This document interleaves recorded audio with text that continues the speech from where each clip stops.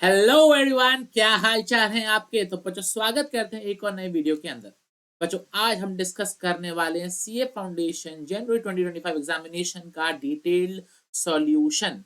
मतलब मैं आपको हर एक क्वेश्चन डिस्कस करूंगा, question number 1 to question number 6 तक सारे सब पार्ट डिस्कस करूंगा और एग्जैक्ट सॉल्यूशन भी बताऊंगा कि किसका क्या ट्रीटमेंट होना चाहिए था, क्वेश्चन में क्या ट्रिकी था, आपको क्या ध्यान रखना चाहिए था। अगर बाद में देख रहे हो तो ये क्वेश्चन में क्या अच्छा पॉइंट है।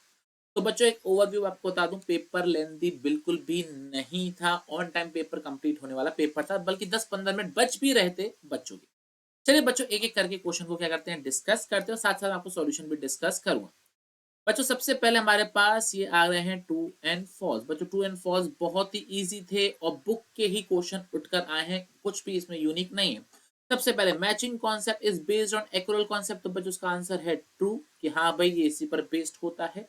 दूसरा, customer of business should not be considered as user, false, they should be considered as user. Third, under inflationary condition FIFO will not show the lowest value, no बच्चों FIFO will cost of goods sold will not be shown by LIFO and weighted average, तो बच्चों इसका answer क्या रहेगा हमारे पास, false रहेगा।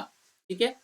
For redemption of preference share proceed from the fresh issue of equity share and debentures can be utilised, बच्चों false, equity share can be utilise but not debentures. ठीक है। इसके अलावा प्रॉफिट को भी यूज कर सकते हैं, फ्री प्रॉफिट्स को।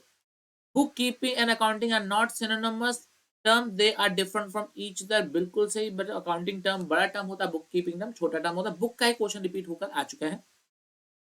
Laser is also known as principal to account, बच्चों ट्रू, इसका आंसर भी ट्रू है। तो बच्चों हमारे पास क्या है, 3 ट्रू है 3 फॉल्स है। एक बार सॉल्यूशन मैं आपको दिखा दूं इसका।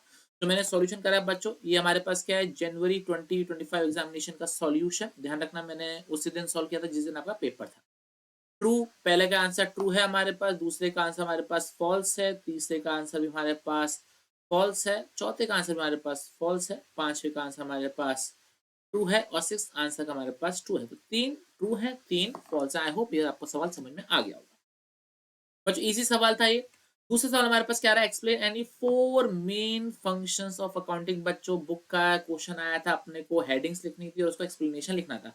अगर आपने हेडिंग्स लिख दी होंगी तो आपको 4 में से 2 नंबर मिल जाएंगे और आपने एक्सप्लेनेशन भी लिखा होगा तो 4 में से 4 मिल जाएंगे। तो इसका एक बार मैं आपको सॉल्यूशन दिखा देता हूँ बच्चों। 4 फंक्शन मेन ऑफ अकाउंटिंग में क्या है हमारे पास, measurement, forecasting, decision making, comparison, evaluation, control, government regulation and taxation, और आपको विद एक्सप्लेनेशन करना था।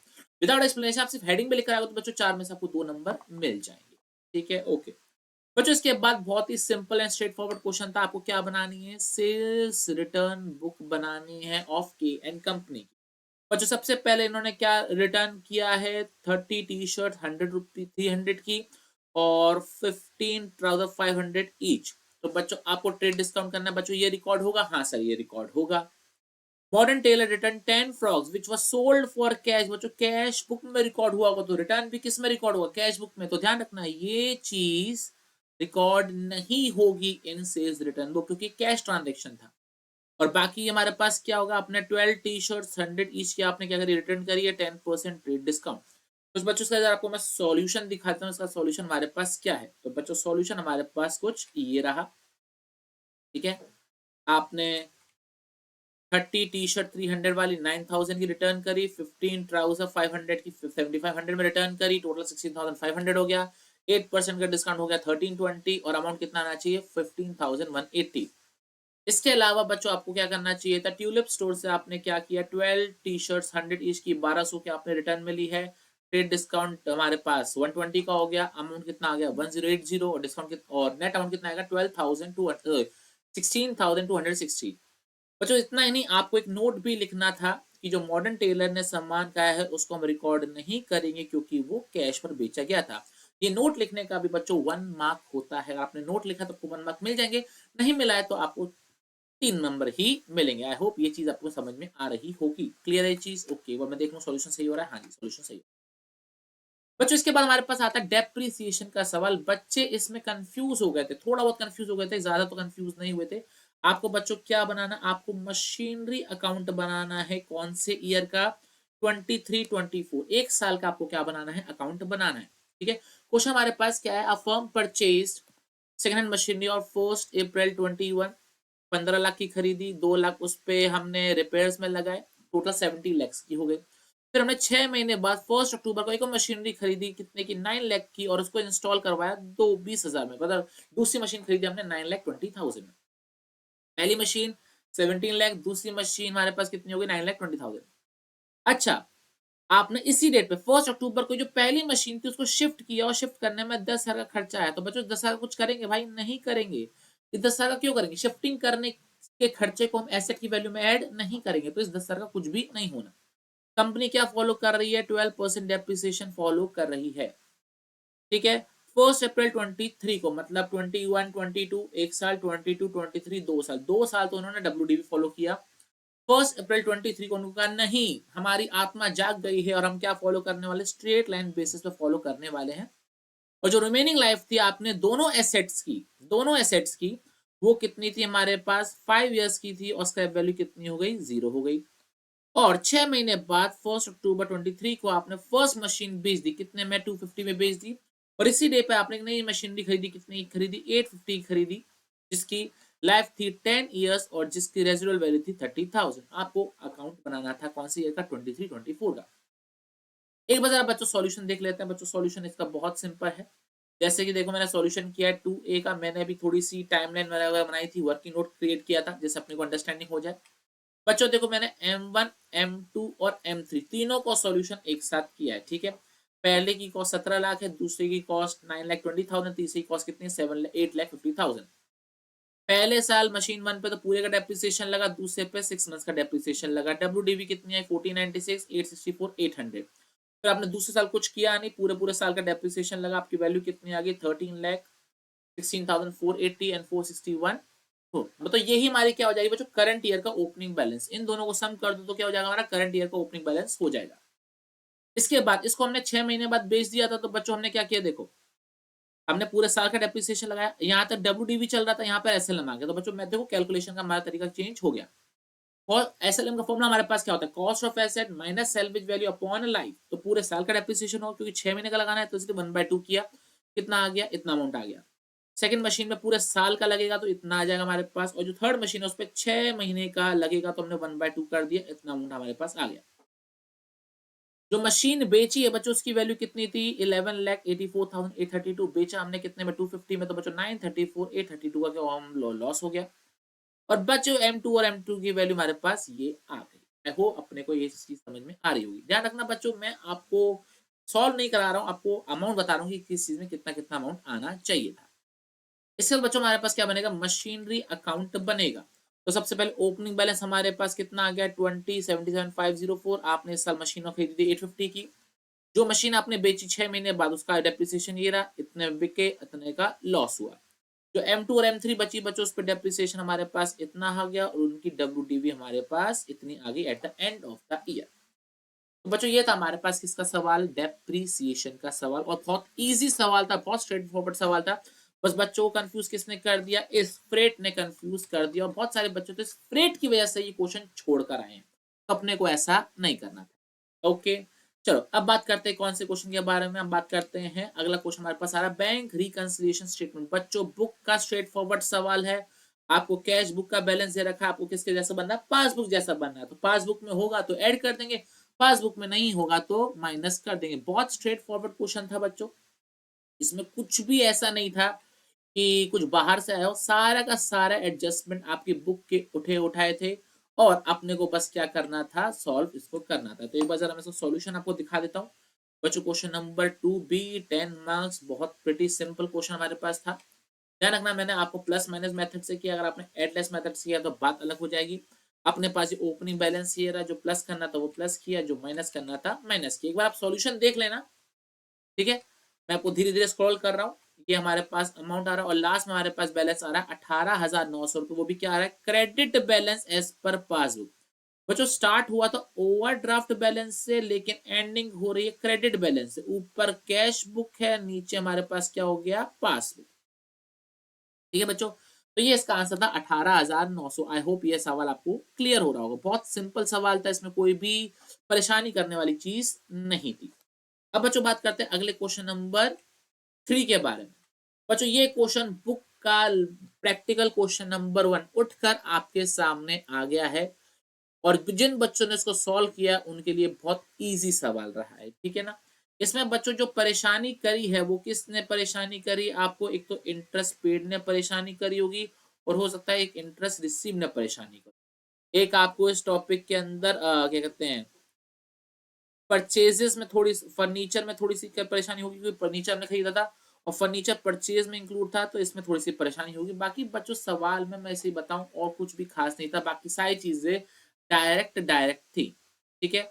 बच्चों ये हमारे पास क्वेश्चन था, अपने को क्या बनाने को बोला गया था, अपने को बनाने को बोला गया था, हाँ जी, trading account, profit and loss account और बैलेंस शीट दिया गया था। इस बार मैं आपको सॉल्यूशन दिखा देता हूँ, आई होप आपको सॉल्यूशन देखिए कुछ सही लगा होगा कुछ बेकार लगा होगा, जरा देख लेते हैं। ठीक है बच्चों, हमारे पास ग्रॉस प्रॉफिट आ रहा है 7,57,000। Opening stock as it is था, सेल्स हमने लिखी, एक रिटर्न इनवर्ड बच्चों हमारे पास क्या थी, जो क्वेश्चन ट्रायल बैलेंस में दे रखी थी, एक रिटर्न इनवर्ड हमारे पास एडजस्टमेंट में दे रखी थी, वो हमने लिखा, तो हमारे पास सेल्स इतनी आ गई। Closing stock 765 as it is दे रखा है। परचेज में परचेज रिटर्न हमने लिखा और परचेज में फर्नीचर था वो भी हमने हटाया, तो हमारे पास परचेज इतने की आ गई। कैरेज इनवर्ड हमारा डायरेक्ट एक्सपेंस होता है, ट्रेडिंग में आएगा, और 757 का हमारे पास क्या आ गया यहाँ पर, क्या कहते हैं इसको, ग्रॉस प्रॉफिट।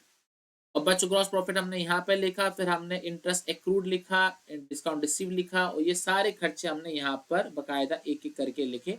आप एक बार नोटिस कर लेना अगर आपने कुछ ऐसा किया है, तो नहीं किया तो भी देख लेना आपने को, ठीक है। इंटरेस्ट पेड हमारे पास 15,500 आना चाहिए था, आउटस्टैंडिंग रेंट सिंपल था। हाँ, प्रोविजन फॉर डेट हमारे पास इतना आ रहा है बच्चों। नेट प्रॉफिट हमारे पास आ रहा है 297 250, ग्रॉस प्रॉफिट आ रहा था 757 और नेट प्रॉफिट आ रहा है हमारे पास 297 250 का। ओके, इसके अलावा अगर मैं बात करूं यहाँ पे बैलेंस शीट के बारे में बच्चों, बैलेंस शीट एक बार में मेरी टैली हो गई थी, बड़ा खुश हुआ था कि भाई मेरे भी पूरे 15 में से 15 नंबर आ गए। कैश, बैंक, इन्वेस्टमेंट, ये सबसे सिंपल है। एक्रूड का वर्किंग नोट मैंने बनाया, स्टॉक एज इट इज है, डेटा का वर्किंग नोट बनाया मैंने। फर्नीचर में क्या था बच्चों, फर्नीचर 25,000 का बैलेंस शीट में देखा था, 10,000 का आपने खरीदा, 2750 का आपका डेप्रिसिएशन था, 3250 नेट वैल्यू हमारे पास आ गई, ठीक है। ओपनिंग कैपिटल बैलेंस शीट में दे रखी थी, ड्राइंग से दे रखी थी, इंश्योरेंस प्रीमियम के अलग से ड्राइंग करी थी, नेट प्रॉफिट P&L से आ गया। Bank loan as it is, outstanding interest working note से निकाला, creditor as it is, outstanding rent दे रखा है, outstanding salary as it is दे रखा है, ठीक है। ओके, तो 14,44,750, 14,44,750, this is the balance sheet total. अगर आपका ये आंसर आ रहा है तो मतलब आपका क्वेश्चन पूरी तरीके से करेक्ट है। कोई अगर इंटरनल कॉम्पनसेटिंग एरर कर दिया हो तो बात अलग है। अच्छा बच्चों, इससे याद आया कि आपके पास रेक्टिफिकेशन ऑफ एरर नाम का कोई भी टॉपिक के कोई भी क्वेश्चन इस बार पेपर में नहीं आया, ठीक है। अब जरा आगे बात करते हैं यहाँ पर वर्किंग नोट बच्चों, इंटरेस्ट रिसीव। बच्चों आपने एक, आपके पास एक इन्वेस्टमेंट थी, आपके पास एक डिपॉजिट था, उससे आपको टोटल 34,500 का पैसा आना चाहिए था, पर आपको मिला कितना, 28,500, तो आपका 6,000 का क्या हो गया अपने पास, एक्रूड इंटरेस्ट हो गया। इंटरेस्ट पेड, आपके पास लोन कितने का था, 12,000 का था, और एडजस्टमेंट में दे रखा था आपने लोन पे जो इंटरेस्ट पे किया वो 9,000 का पे किया, मतलब 3,000 का आपका क्या हो जाएगा, आउटस्टैंडिंग इंटरेस्ट हो जाएगा। रेंट आपने 11 महीने का दिया था तो 1 महीने का आउटस्टैंडिंग हो गया। डेटर्स, डेटर्स इंपॉर्टेंट था बच्चों, डेटर्स का ओपनिंग वैल्यू था हमारे पास 235, इसमें एक था डेटर जिसने सेल रिटर्न कर दिया था तो वो हमने माइनस किया, और बचे हुए पे हमने 5% का प्रोविजन बना दिया, तो डेटर का अमाउंट कितना आ गया हमारे पास, 199,500। क्या ये चीज क्लियर अपने को, वेरी वेरी गुड। इसके अलावा फर्नीचर 25,000 पूरे साल का लगाया हमने, और 10,000 पे हमने 3 महीने का डेप्रिसिएशन लगाया, तो कितना आ गया, 2750 आ गया। आई होप ये चीज क्लियर हो रही होगी, ठीक है। ओके बच्चों, ये तुम्हारा ट्रेडिंग पीएनएल का बड़ा इजी सवाल था, हाँ थोड़ा लेंथी था, टाइम टेकिंग था, लेकिन बहुत इजी सवाल था, टफ इसमें कुछ भी नहीं था। और बच्चों मैं बात करूं ये वाला सवाल, ये वाला सवाल अभी समझ लो बुक का ही उठकर आ चुका है, फंडामेंटल ऑफ पार्टनरशिप चैप्टर से ये सवाल आया है। इसके अंदर अपने को क्या बोला गया है कि एक्स एंड वाई पार्टनर्स हैं और वो किस में शेयर कर रहे हैं, the ratio of their capital. तो बच्चों यहाँ पर अपने को कैपिटल रेशियो निकालना है, ठीक है। ओपनिंग कैपिटल 280 है, 160 है, एक्स ने पैसा लगाया है 1 जून को लगाया है, इसके अलावा क्या कहते हैं 1 अक्टूबर को लगाया, 31 को उसने विड्रॉ किया है, और वाई ने सिर्फ एक बार इंट्रोड्यूस किया 30,000। इसके अलावा पार्टनर्स ने ड्रॉइंग्स अगेंस्ट प्रॉफिट किया है 5,000 at the beginning of each quarter, और वाई ने क्या किया at the end of each month, तो इस पे लगेगा 7.5 का, इस पे लगेगा 5.5 का। इसके अलावा इंटरेस्ट ऑन कैपिटल 12% है, इंटरेस्ट ऑन ड्रॉइंग 10%। आपको क्या निकालना है, profit sharing ratio, interest on capital और इंटरेस्ट ऑन ड्रॉइंग। ये वजह से सॉल्यूशन देख लेते हैं। सबसे पहले बच्चों बात करते हैं किसके बारे में, हम बात करते हैं प्रॉफिट शेयरिंग रेशियो के बारे में। तो बच्चों मैंने इसका क्या निकाली, इफेक्टिव कैपिटल निकाली 36 लाख, इसकी इफेक्टिव कैपिटल निकाली हमने 21,60,000 और रेशियो निकाला तो हमारे पास कितना आ गया 5:3 का रेशियो हमारे पास आ गया, 5:3 का। ठीक है बच्चों, आई होप आपको ये चीज समझ में आ रही होगी, मैंने सॉल्व भी करके दिखाया। और मैं आईओसी की बात करूं तो बच्चों आईओसी का अमाउंट हमारे पास आएगा 36,000 और 21,600।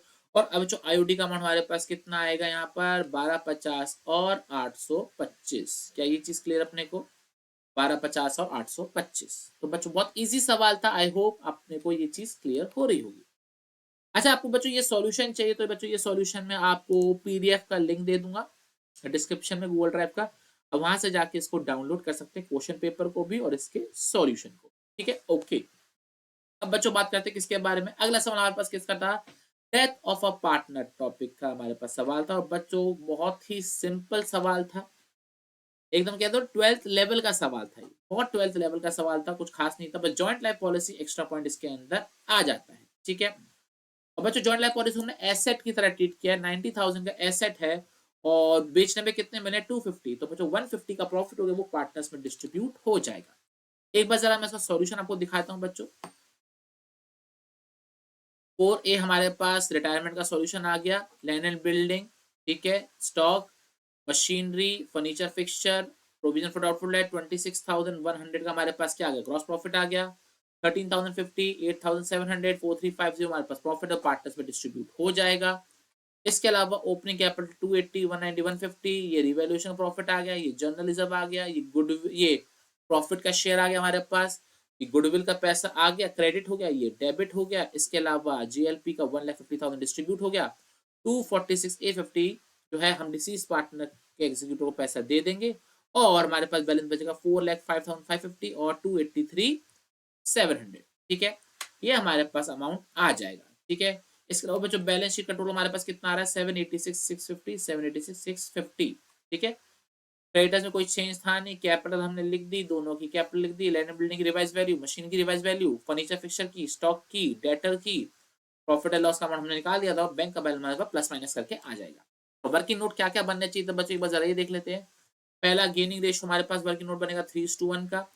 दूसरा वर्किंग नोट बनेगा हमारे पास गुडविल का, पहले गुडविल कैलकुलेट करी हमने कितने की 2,40,000 की, फिर उसका शेयर निकाला, फिर वर्किंग नोट में उसकी हमने एंट्री पास करी, इसके अलावा हमने शेयर ऑफ प्रॉफिट निकाला, उसका अमाउंट निकाला, इसके बाद कैश का क्लोजिंग बैलेंस निकाला। अब कैश का क्लोजिंग बैलेंस प्लस माइनस करके भी निकाल सकते थे और ऐसे भी निकाल सकते थे। आई होप अपने को बच्चे ये चीज क्लियर हो रही होगी। हाँ जी बच्चों, इसके बाद हमारे पास सवाल किसका था, अरे बच्चों ये इनकम्प्लीट रिकॉर्ड का सवाल था और बहुत ही सिंपल सवाल था। आपको क्या करना था, दो बैलेंस शीट बनानी थी, दो कैपिटल ले जाती, ओपनिंग कैपिटल, क्लोजिंग कैपिटल। इसके बाद आपको लास्ट में डिटेल दे रखी थी किस चीज की, एडिशनल कैपिटल की, इसके अलावा ड्रॉइंग्स की। अपने को बच्चों सिंपल सवाल था, इसमें तो कुछ मतलब समझ लो कि इस सवालों में सवाल नहीं था मेरे ख्याल से। बच्चों ये ओपनिंग कैपिटल आई थी 3,14,500, क्लोजिंग कैपिटल आई थी 4,32,600 प्लस माइनस करने के बाद। इसके अलावा हमने क्या करा, closing capital plus drawings minus additional capital minus opening capital, आपका 1,08,100 रुपए का हमारे पास क्या आ गया, नेट प्रॉफिट आ गया। ठीक है, ये बहुत सिंपल सवाल था, आई होप ये चीज अपने को क्लियर हो रही होगी, इससे ज्यादा सिंपल सवाल हो नहीं सकता। अब बच्चों ये तुम्हारा क्वेश्चन नंबर 4 हो गया। अब यहां से आता हमारे पास क्वेश्चन नंबर 5। मैक्सिमम बच्चों ने बच्चों क्वेश्चन नंबर 5 छोड़ा है, मैक्सिमम बच्चों ने, क्यों, क्योंकि एनपीओ का सवाल थोड़ा सा या फिर कह लो कि डिबेंचर का सवाल थोड़ा सा अजीब सा लग रहा था उनको, इसलिए उन्होंने ये सवाल छोड़ा। अगर आपने नहीं छोड़ा तो बहुत अच्छी बात है, एक बार आप देख लो, कोई दिक्कत वाली बात है नहीं। ये सवाल में बच्चों बहुत सिंपल सवाल था, अपने को क्या बनाना था, रिसीट एंड पेमेंट अकाउंट बनाना था। और बच्चों मजे की बात है, क्वेश्चन में आपको ओपनिंग बैलेंस शीट बनानी थी, क्लोजिंग बैलेंस शीट नहीं बनानी थी। बहुत सारे बच्चे क्या कराए गलती से, क्लोजिंग बैलेंस शीट बनाकर आगे, बस बच्चों वो नहीं करना था। रिसीट एंड पेमेंट अकाउंट के अंदर जो सब्सक्रिप्शन का अमाउंट था बच्चों, इसमें अपने को ध्यान रखना था, ओपनिंग आउटस्टैंडिंग प्लस करना था, क्लोजिंग आउटस्टैंडिंग अपने को माइनस करना था। Admission fees as it is आ जाती, entertainment fees as it is आ जाती, लोन एक्सपेंस, ये सब इजी है। बच्चों जो परेशान किया ना बच्चों को इस सवाल ने, तो बच्चों ने बच्चों को परेशान किया सवाल ने, वो मेजरली सवाल परेशान किया स्टेशनरी ने और स्पोर्ट्स मटेरियल ने। ऑनरेरियम टाइम पास सवाल था, इसका कुछ करना नहीं था अपने को। इसके अलावा कैश है, बैंक ओपनिंग बैलेंस दे रखा है, ये भी ओपनिंग बैलेंस है, ये भी ओपनिंग बैलेंस है, ये भी ओपनिंग बैलेंस। अब बच्चों यहाँ पे क्या देना था, देखो डोनेशन फॉर क्लब बिल्डिंग, आपके पास ओपनिंग बैलेंस कितना दे रहा, ओपनिंग बैलेंस कुछ है नहीं, क्लोजिंग बैलेंस 140 है, तो बच्चों इसी साल पैसा आया होगा ना। ओपनिंग बैलेंस नहीं है, क्लोजिंग बैलेंस दे रखा है, तो इस साल पैसा आया होगा, बिल्कुल सही। टूर्नामेंट फंड क्लोजिंग बैलेंस 6000 है, ओपनिंग बैलेंस 0 है, लेकिन बोला गया 14,000 माइनस करने के बाद 6,000 है, तो मतलब इस साल कितना मिला होगा, 20,000 मिला होगा, है कि नहीं। आपका 6,000 पड़ा हुआ, 14,000 का खर्चा करने के बाद स्टार्टिंग में आपको 20,000 मिले होंगे। स्टेशनरी 25% से डेप्रिशिएट हुई है, स्पोर्ट्स मटेरियल अपने 50% से डेप्रिशिएट हुए। पर जो क्वेश्चन के अंदर ये अजम्पशन लगाया गया कि आपने जो भी परचेस करी होगी या जो भी सेल करी होगी वो the first day of the year करी होगी, वो किस पे करी होगी, first day of the year पे करी होगी। ये अजम्पशन मान के हमने सॉल्व किया है। एक बार जरा मैं आपको सॉल्यूशन दिखाता हूँ बच्चों, सॉल्यूशन इसका सिंपल है, लेकिन ध्यान रखना अगर आपने एनपीओ का सवाल नहीं किया, क्वेश्चन नंबर 5 नहीं किया, तो आपने अच्छा काम किया। ठीक है, देखो ओपनिंग बैलेंस हो गया, मैंने आपको बताया था ओपनिंग आउटस्टैंडिंग प्लस करेंगे, क्लोजिंग आउटस्टैंडिंग माइनस करेंगे, 1 लाख आ गया। एडमिशन फीस ठीक है 14,000, एंटरटेनमेंट ये तो यहाँ से दे रहा था।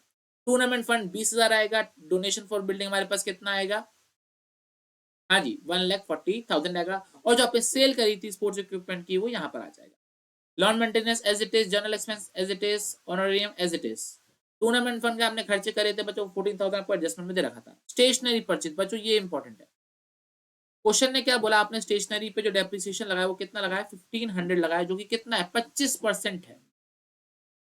अगर 25% 1500 है तो 100% कितना होगा 6,000।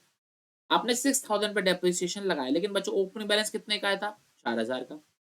ओपनिंग बैलेंस 4,000 का, आपने 6,000 पे डेप्रिसिएशन कैसे लगाया होगा, जब आपने 2,000 की कुछ खरीदा होगा, तो बच्चों वही 2,000 का आपने कुछ जो खरीदा है वो हमने यहाँ पे कैलकुलेट कर दिया। ठीक है, स्पोर्ट्स मटेरियल कितना दे रखा है बच्चों अपने को, डेप्रिसिएशन 50%, और ये बच्चों अमाउंट कैसे आया, कितना है 22,000। अगर 22,000 अगर 50% है तो 100% कितना होगा 44,000। और ओपनिंग बैलेंस कितना है बच्चों 30,000, ओपनिंग बैलेंस कितना है 30,000, तो ओपनिंग बैलेंस 30,000 है, आपने डेप्रिसिएशन लगाया 44,000 पे, तो ऑब्वियस ये बात है बच्चों आपने कुछ ना कुछ तो खरीदा होगा, बिल्कुल सही खरीदा होगा। कितना खरीदा होगा आपने, 14,000 का खरीदा होगा। और जो इस साल आपने बेचा है बच्चों इसका कोई भी इंपैक्ट नहीं होगा, क्योंकि स्टार्टिंग में हमने क्या कर दिया, स्टार्टिंग में ही बच्चों हमने क्या कर दिया, उसको बेच दिया। तो नो प्रॉफिट नो लॉस की सिचुएशन में क्या है, तो उस पर कोई डेप्रिसिएशन वगैरह लगा भी नहीं है, तो उसको हम एक्सक्लूड भी कर देंगे तो भी चलेगा। क्या ये बात अपने को समझ में आई, वेरी वेरी गुड। वैसे बच्चों मैं आपको एक बात बता दूं, ये जो अमाउंट आता है ना बच्चों, सेल का अमाउंट नहीं आता है, फंडामेंटली चीज गलत लिखी है, यहाँ पर प्रॉफिट आता है। Profit on sale of second hand material यहाँ पर लिखा हुआ होना चाहिए था, बट इन्होंने गलती से यहाँ पर सेल लिख दिया, तो टेक्निकली ये चीज इन्होंने गलत लिखी है। तो वही अजम्पशन बेसिस पे ये क्वेश्चन सॉल्व किया गया, अदरवाइज क्वेश्चन में कुछ खास था नहीं। ठीक है, बस ये पॉइंट था जो कुछ क्वेश्चन में गलत था, या ये कह लो कि एब्सर्ड था। बाकी पूरा क्वेश्चन एकदम स्ट्रेट फॉरवर्ड था, कोई भी इसके अंदर कॉम्प्लेक्सिटी नहीं थी। ठीक है, मैं यार आपको एक बार दिखाता हूँ बच्चों, आपका जो बैलेंस आएगा, क्लोजिंग बैलेंस आएगा वो जो कितना आएगा 253 आएगा। और जरा अगर बैलेंस शीट देख लें तो आपकी ओपनिंग कैपिटल कितनी आएगी 1,04,000। बाकी ये तो आपको बैलेंस शीट के डिटेल्स नोट्स अकाउंट्स में ही दे रखिए।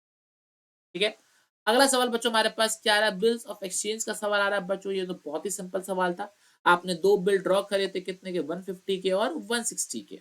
ठीक है, 150 का आपने डिस्काउंट करा लिया, 2 महीने का था, और 60,000 का 3 महीने का था। ठीक है, डिस्काउंट करा लोगे तो बैंक से पैसा आ जाएगा, लेकिन बाद में क्या हुआ, 149 का डिस्काउंट करा लिया, 3 जून को आपने बोला बिल को कैंसिल करो और दोबारा बिल बनाओ। जब बच्चों बिल को कैंसिल करेंगे, जो बी की जो सेकंड बिल था 60,000 वो तो एंट्री रिवर्स हो जाएगी कि हाँ भाई ए टू बिल्स पेबल, तो बिल्स पेबल टू ए, ये तो एंट्री रिवर्स हो जाएगी।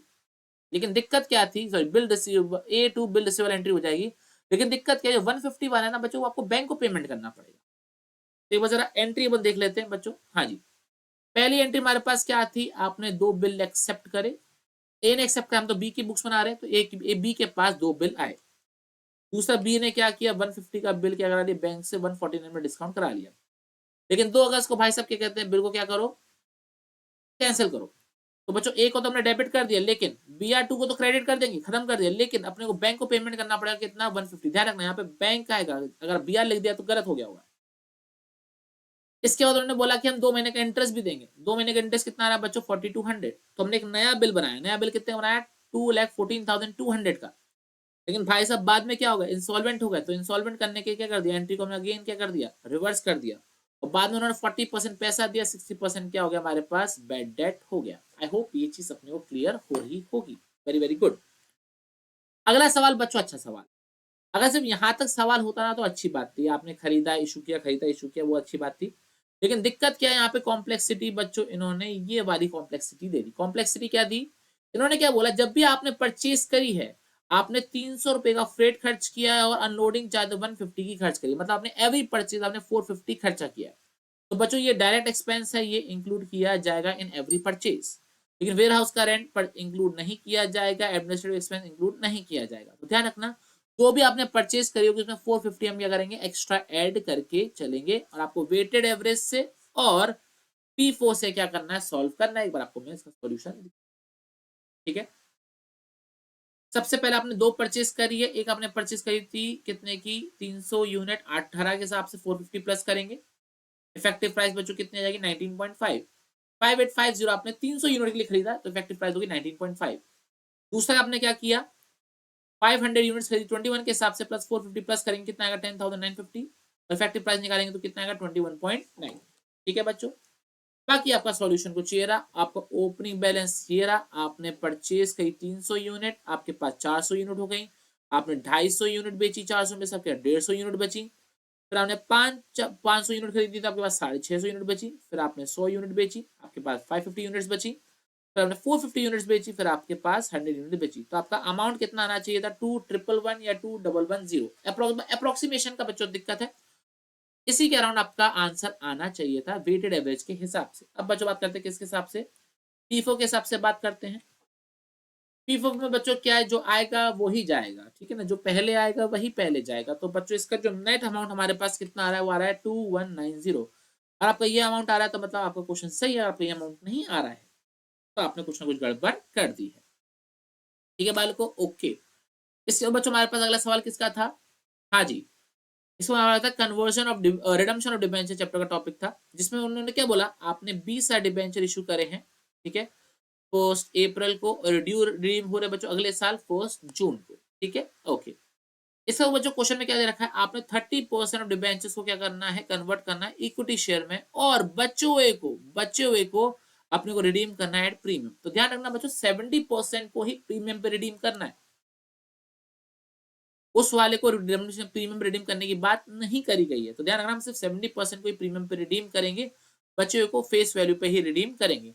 आपको बताना है कितने नंबर ऑफ इक्विटी शेयर्स हमने अलॉट किए। तो बच्चों मेरे को एक बताओ, 20,000 डिबेंचर 100 रुपए का, तो 20 लाख डिबेंचर हो गए, 20 लाख रुपीज के, इसका 30% कितना होता है, 6 लाख। तो 6 लाख रुपीज के अपने को फेस वैल्यू के डिबेंचर रिडीम करने हैं, और शेयर कितने का देना है, 20 रुपए का शेयर देना है। तो 6 लाख डिवाइड बाई 20 कितना हो गया, 30,000। तो बच्चों ये हमारे पास क्या आ गया, कैलकुलेटर नंबर ऑफ शेयर्स, आपने 20 लाख के डिबेंचर इशू करे, कन्वर्जन 30% होगा, इशू प्राइस 20 है, तो आपने 30,000 डिबेंचर्स क्या कर दिए, सॉरी 30,000 शेयर्स क्या कर दिए, आपने इशू कर दिए।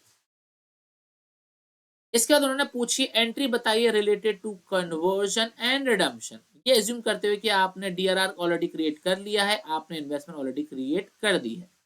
तो बच्चों आपने at the time of investment भी कर दी थी, रिडम्पशन भी कर दी, अपने को एंट्री किसकी पास करनी है, कन्वर्जन की और रिडम्पशन की। ये एज्यूम करते हुए कि डीआरआर और डीआरआई बन चुका है और आपने इन्वेस्टमेंट को एट पार बेच दिया।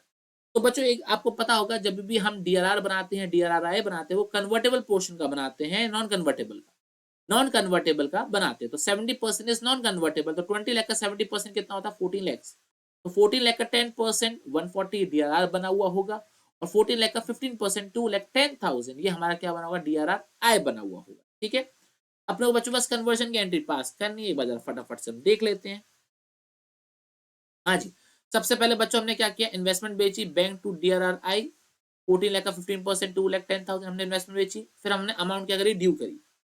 अमाउंट ड्यू की बच्चों एंट्री इंपॉर्टेंट थी, 20 लाख के डिबेंचर थे, लेकिन ध्यान रखना प्रीमियम रिडेम्पशन से 14 लाख पर दिया जाएगा, प्रीमियम रिडेम्पशन से 14 लाख पे दिया जाएगा, 2070 अपने को पे करना है। पे कैसे किया है, 1470, 14 लाख प्लस 5% प्रीमियम, ये तो कैश में दे दिया। बाकी 30,000 का 10% फेस वैल्यू था, 10 रुपए का हमारे पास क्या था, सिक्योरिटी प्रीमियम। ठीक है, इसके बाद बच्चों हमने क्या किया, जो प्रीमियम रिडम्पशन था उसको राइट ऑफ किया, और जो डीआरआर हमने पहले बनाया था उसको हमने जर्नलिज्म में ट्रांसफर कर दिया, कितना, 14 लाख का 10%। आई होप बच्चों ये अपने को चीज क्लियर हो रही होगी। Very very good. इसके बाद बच्चों वो सवाल आ रहा है जिसको सब बच्चों ने परेशान किया, सर ये क्या सवाल था, गलती थी इसके अंदर, क्या 15 मार्क्स पूरे मिले हमने को? नहीं बच्चों, पूरे मार्क्स तो नहीं मिलेंगे बच्चों। क्वेश्चन के अंदर टेक्निकली छोटा सा फॉल्ट था। छोटा सा फॉल्ट क्या था? उन्होंने ऑथराइज कैपिटल दे रखी है 20 लाख रुपीज इंटू 10, मतलब 2 लाख की आपको ऑथराइज कैपिटल दे रखी है, 2 लाख शेयर की आपको ऑथराइज कैपिटल दे रखी है, लेकिन इशू कितने कर दिए? 3 लाख इक्विटी शेयर इशू कर दिए। तो फंडामेंटली क्वेश्चन में गलती हो गई है। बट बच्चों ये लाइन का मतलब क्या था? All shares were applied and allotted, मतलब 3 लाख को 3 लाख दे दिए। क्वेश्चन बस ये लाइन में सब कुछ सॉल्व करना था। आपको 3 लाख से आपको एंट्री पास करनी थी, इतने से ही पैसा आना था और इसी से आपको काम करना था। ठीक है, डेट्स आपको स्पेसिफिकली क्वेश्चन में जब दे रखी होती हैं तो अपने बच्चे को interest on calls in arrear, calls in advance का ध्यान रखना चाहिए था। ठीक है, क्वेश्चन के अंदर दो लोगों की बात हो रही है, एक नरेश की बात हो रही है और एक शेयर होल्डर की बात हो रही है। नरेश भाई साहब ने क्या किया? अलॉटमेंट में ही सारा पैसा फर्स्ट कॉल का और सेकंड कॉल का भी दे दिया था, तो उनको कॉल्स इन एडवांस पर इंटरेस्ट पे किया जाएगा। ठीक है, एक बार 4 महीने का पे किया जाएगा और एक बार 6 महीने का पे किया जाएगा। और जो लास्ट हमारे शेयर होल्डरों ने फाइनल कॉल में नहीं करी, उनको 2 महीने का क्या चार्ज कर दिया जाएगा? जनवरी और फरवरी का interest on calls in arrear charge कर लिया जाएगा। बच्चों क्वेश्चन के अंदर कुछ भी यूनिक नहीं था, कुछ भी खास नहीं था। एक बार जरा मैं आपको दिखा देता हूं, आपको भी सॉल्यूशन, आपको भी संतुष्टि हो जाएगी। 3 लाख से एप्लीकेशन हुई थी बच्चों, पैसा आपके पास आ गया, बैंक टू एप्लीकेशन, उसके बाद एप्लीकेशन टू कैपिटल, कुछ खास इसमें था नहीं। इसके अलावा बच्चों 7 रुपए की आपके पास क्या थी? यहाँ पर अलॉटमेंट मनी थी, जिसमें 2 रुपए का आपके पास क्या था? कैपिटल का 5% का आपके पास प्रीमियम था। तो बच्चों 21 लाख रुपए पास हो गया। लेकिन यहाँ पर भाई साहब ने, नरेश भाई साहब ने कॉल से एडवांस दे दी। उनके पास 20,000 शेयर थे और उन्होंने 6 रुपए एडवांस में दे दिए। तो कितने हो गए? 1,20,000 हो गए। अब वो पैसा ना तो फर्स्ट कॉल पे देंगे ना ही सेकंड कॉल पे देंगे, उनका पैसा क्या हो जाएगा? एडजस्ट हो जाएगा। फर्स्ट कॉल में बच्चों कितना पैसा बुलाया हमने? 9 लाख रुपीज बुलाया। 3 लाख इंटू 3, 9 लाख। 60,000 का ऑलरेडी आ चुका था, तो कितना आएगा? 840 आएगा। ठीक है, लेकिन बच्चों क्वेश्चन ने क्या बोला था? आपने इंटरेस्ट उनको 1 जनवरी को दिया है। इसके बाद फाइनल कॉल वाला बच्चों, फाइनल कॉल के अंदर दो चीजें थी। एक तो नरेश भाई साहब जिन्होंने पहले पैसा दे दिया वो पैसा नहीं देंगे, और एक कॉल से नहीं देता 15,000 का, तो 825 अपने को रिसीव हो गया होगा। ठीक है, लेकिन 1 जनवरी को हमने क्या दिया है? नरेश भाई साहब को interest on calls in advance पे किया है। ठीक है, देखो 60,000 पे हमने 4 महीने का लगाया और 60,000 पे हमने 6 महीने का लगाया, टोटल 6,000 हमारे को इंटरेस्ट हो गया। और 2 महीने बाद 1 मार्च को जो 15,000 रुपए थे वो आ गए होंगे और साथ में इंटरेस्ट का पैसा भी अपने पास रिसीव हो गया होगा। आप चाहो तो इस दोनों एंट्री को मर्ज भी कर सकते थे। ठीक है, ओके बच्चों, ये चीज क्लियर हो गई अपने को, वेरी वेरी गुड। और इसके बाद हमारे पास सवाल था क्या? Advantages of double entry system. बच्चों ये बुक का सवाल था और एकदम स्ट्रेट फॉरवर्ड सवाल था, जनरल चैप्टर से सवाल आया था। आई होप बच्चों आपको ये सॉल्यूशन वीडियो समझ में आया होगा, एग्जैक्ट सॉल्यूशन आपको क्लियर हुए होंगे। तो चलिए बच्चों, इस वीडियो को यहीं पे हम समाप्त करते हैं। आई होप आपको सारे सॉल्यूशन अच्छे से। चलिए बच्चों, आपसे मुलाकात करेंगे अगली वीडियो में, तब तक के लिए धन्यवाद। आई होप आपको पेपर अच्छा गया हो, और कमेंट सेक्शन में बताना कि आपके अप्रोक्सीमेटली कितने मार्क्स बन रहे हैं। और जिन्होंने पेपर दे रखा है उनको सॉल्यूशन शेयर कर देना और उनसे कह देना एक बार सॉल्यूशन चेक कर लो, पास है कि फेल पता तो लगी जाए। ठीक है, चलिए tata bye bye, take care.